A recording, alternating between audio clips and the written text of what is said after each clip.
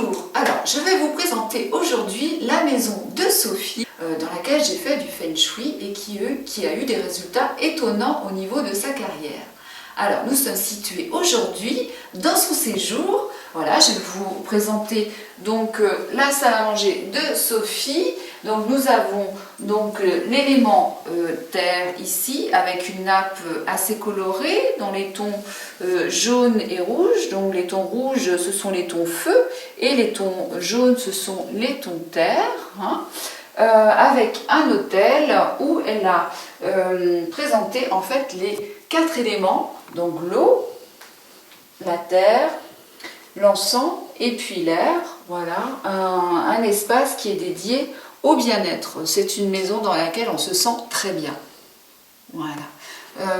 Nous avons également une vitrine qui montre un élément qui est tout en hauteur puisqu'on est dans le secteur ranchement, ici le secteur nord-est de la pièce. Voilà.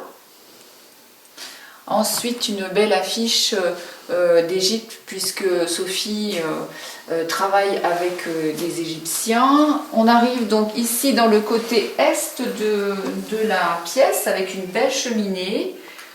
Donc une idée de verticale avec le lampadaire. Ici, nous arrivons vers le salon qui est dans les éléments bois, comme vous voyez à travers les couleurs, la forme allongée, les coussins verts, et puis une idée de couple avec le baiser de Klimt. Donc toujours une idée de rectangle positionné avec le tapis mural, donc qui représente l'élément bois. Ensuite, vous avez le côté abondance, donc qui est présenté avec des plantes ici d'intérieur, donc un petit jardin que Sophie s'est constitué avec mon aide, puisque nous sommes dans le côté abondance qui nécessite donc l'élément bois et plus vous avez d'éléments vivants, plus la maison est Feng Shui. Elle a rajouté un poster donc, de l'Égypte qui rapporte de l'élément eau et qui dynamise encore plus le secteur abondance. Ensuite, nous arrivons à l'espace donc succès qui donne sur une belle terrasse. Bon, aujourd'hui, nous n'avons pas de soleil, c'est dommage. L'élément feu se retrouve au niveau des rideaux et de la couleur rouge. Voilà. Ensuite, donc le côté couple qui n'est pas terminé pour l'instant, donc je ne vais pas trop m'y attarder, donc c'est le secteur du bureau de Sophie. Et donc le côté ouest qui est le secteur des projets à venir dédiés à l'élément métal.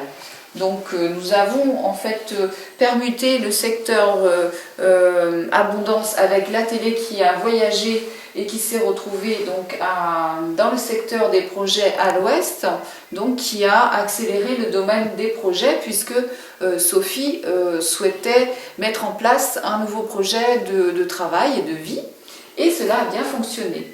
Donc vous pouvez remarquer dans toute la maison en fait de Sophie, vous avez de très jolis symboles de prospérité avec les petits nœuds qui sont très célébrés par les Chinois et les pièces, voyez, la corde donc avec le nœud de prospérité et les pièces chinoises. Vous avez encore des pièces ici qui représentent donc l'argent qui rentre.